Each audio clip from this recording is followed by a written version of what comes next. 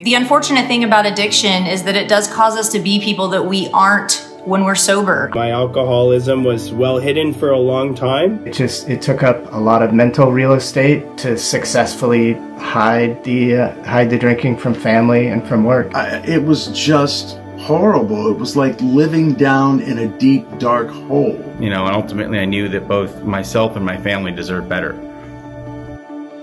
I started searching online and I came across Soberlink. What Soberlink gave me was the ability to back up what I was saying with my actions and give them that added security that they knew I was telling the truth. That just kept pushing my honesty, like there was nowhere to go but be honest. My marriage has blossomed. My relationship with my children is intact again. If you're ready to stop being the person you don't want to be and you want to start being the person you know you can be, Soberlink is definitely here to help you. They've helped me.